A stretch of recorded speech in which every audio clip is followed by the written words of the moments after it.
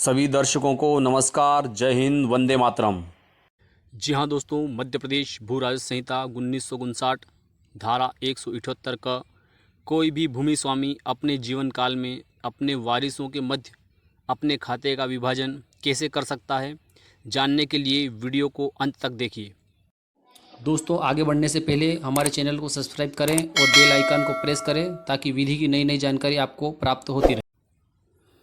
तो आइए जान लेते हैं विधि की भाषा में मध्य प्रदेश भू राजस्व संहिता 1959 की धारा 178 क को 178 क भूमि स्वामी के जीवन काल में भूमि का बंटवारा।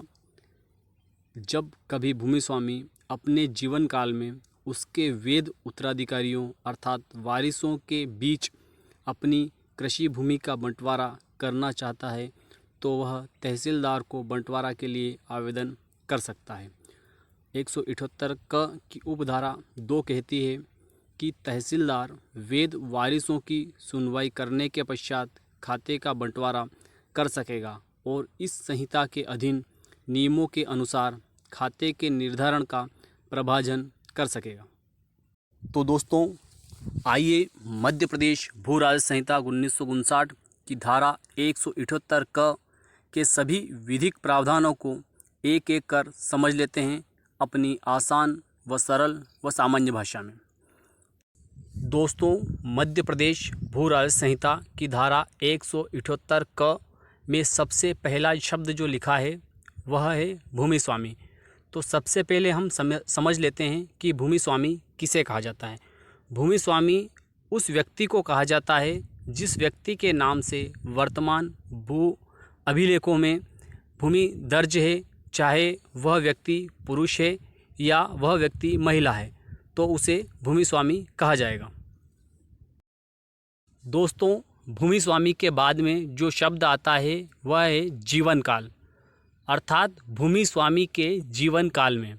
तो इसका अर्थ होता है कि कोई भी भूमि स्वामी, जो भूमि स्वामी हमने पहले सुना और समझा, वह भूमि स्वामी अपने जीवन काल में, अपने जीवन काल का मतलब होता है कि अपने जीते जी।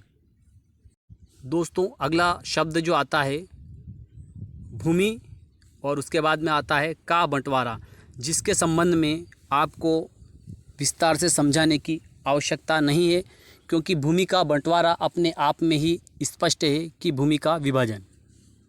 दोस्तों, हम इस बात को समझेंगे कि 178 क की उपधारा 1 जो कहती है कि जब कभी भूमि स्वामी अपने जीवन काल में उसके वैध उत्तराधिकारियों अर्थात वारिसों के बीच अपनी कृषि भूमि का बंटवारा करना चाहता है तो वह तहसीलदार को बंटवारे के लिए आवेदन कर सकेगा।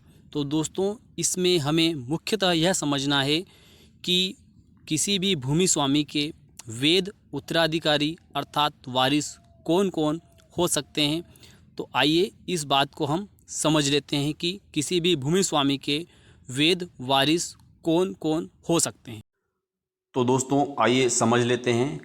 हम उदाहरण के माध्यम से ऐसे समझेंगे कि जैसे एक पुरुष का नाम कमल है, जिसके नाम से किसी गांव में कृषि भूमि खाता स्थित है और कमल के 4 पुत्र, 2 पुत्रियां और पत्नी है। तो ऐसी स्थिति में यदि कमल अपने खाते का विभाजन करना चाहता है तो कमल अपने खाते का विभाजन अपने 4 पुत्र, 2 पुत्रियां और पत्नी के बीच करने हेतु तहसीलदार को आवेदन कर सकता है। अब हम दूसरे उदाहरण के माध्यम से ऐसे समझेंगे कि जैसे एक महिला का नाम कमला है, जिसके नाम से किसी गांव में कृषि भूमि खाता स्थित है और कमला के 4 पुत्र, 2 पुत्रियां और पति है। तो ऐसी स्थिति में यदि कमला अपने खाते का विभाजन करना चाहती है तो कमला अपने खाते का विभाजन अपने 4 पुत्र, 2 पुत्रियां और पति के बीच करने हेतु तहसीलदार को आवेदन कर सकती है। अब दोस्तों, जो मैं उदाहरण देने जा रहा हूँ वह उदाहरण समझना बहुत ही आवश्यक है क्योंकि यह उदाहरण उस संबंध में दिया है यदि किसी पुरुष के कोई पुत्र पुत्री या पत्नी नहीं है तो ऐसी स्थिति में क्या होता है। अब हम तीसरे उदाहरण के माध्यम से ऐसे समझेंगे कि जैसे एक पुरुष का नाम रूप सिंह है, जिसके नाम से किसी गांव में कृषि भूमि खाता स्थित है। रूप सिंह की पत्नी थी जिसका स्वर्गवास पहले ही हो चुका है। रूप सिंह को कोई पुत्र पुत्री नहीं है, लेकिन रूप सिंह के 2 भाई और 2 बहनें हैं और एक माता है। ऐसी स्थिति में रूप सिंह अपने खाते का विभाजन दोनों भाइयों, दोनों बहनों और अपनी माता के मध्य किए जाने हेतु तहसीलदार को आवेदन प्रस्तुत कर सकता है। अब हम दोस्तों एक और उदाहरण के माध्यम से समझना चाहते हैं कि यदि कोई खातेदार महिला है और उसके पति का स्वर्गवास पहले ही हो चुका है और उसके कोई पुत्र पुत्री नहीं है, तो ऐसी स्थिति में उस खाते का विभाजन करवाने के लिए वह महिला किस तरीके से आवेदन कर सकती है। तो हम चौथे उदाहरण के माध्यम से ऐसे समझेंगे कि जैसे एक महिला का नाम रूपवती है, जिसके नाम से किसी गांव में कृषि भूमि खाता स्थित है और रूपवती के कोई पुत्र पुत्री नहीं है और उसके पति का स्वर्गवास पूर्व में ही हो चुका है। तो ऐसी स्थिति में यदि रूपवती अपने खाते का विभाजन करना चाहती है, तो यदि रूपवती को उस खाते की भूमि अपने पति या पति के पूर्वजों से प्राप्त हुई है, तो रूपवती को उस खाते का विभाजन अपने पति के वारिसों अर्थात पति के भाई या पति की बहन या पति के भाई बहन के जीवित न होने की स्थिति में पति के भाई बहन के वारिसों के मध्य कर सकती है।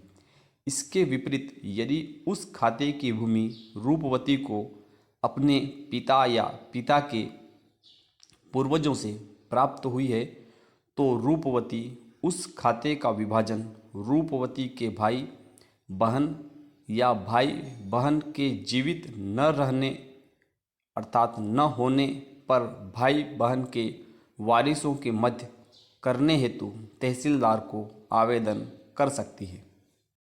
दोस्तों, मैं आपको सबसे अच्छा और सरल उदाहरण अब बताने जा रहा हूं कि आप यह कैसे अनुमान लगा सकते हैं कि किसी भी भूमि स्वामी का उत्तराधिकारी कौन हो सकता है, जिसके मध्य वह भूमि स्वामी अपने खाते का विभाजन कर सकता है। तो इसके लिए हमें इस तरीके से भी जानना पड़ेगा और बहुत ही आसान तरीका है। जैसे हम उदाहरण के लिए मान लेते हैं कि किसी व्यक्ति की यदि आज मृत्यु हो जाती है, तो उसकी मृत्यु के पश्चात उसके खाते की भूमि पर किन लोगों के नाम नामांतरण के माध्यम से दर्ज होंगे, बस वही लोग उस भूमि स्वामी के वेद वारिस कहलाते हैं। अब दोस्तों, यह देखना कि आवेदन पेश होने के बाद क्या प्रक्रिया पूरी करना जरूरी है। तो दोस्तों, जिस भी व्यक्ति के नाम से राजस्व लेखों में भूमि दर्ज है, वह व्यक्ति तहसीलदार को आवेदन पत्र अपने हस्ताक्षर कर प्रस्तुत कर सकता है। लेकिन जिन लोगों के मध्य विभाजन होना है, उनके हस्ताक्षर उस आवेदन पर होना आवश्यक नहीं है। दोस्तों, हमने अभी तक धारा 178 क की उपधारा 1 के तहत वारिसों के संबंध में समझा और जाना, लेकिन अब हम धारा 178 क की उपधारा 2 के बारे में जानेंगे कि आवेदन पेश होने के बाद की महत्वपूर्ण प्रक्रिया जिसे पूरी करना जरूरी है। क्योंकि दोस्तों, सबसे महत्वपूर्ण बात यह है कि आवेदन पेश होने के पश्चात उस भूमि स्वामी जिसने आवेदन पत्र पेश किया है, उसके सभी वारिसों को नोटिस जारी होना जरूरी है या उनको सुनवाई का अवसर प्रदान किया जाना भी जरूरी है।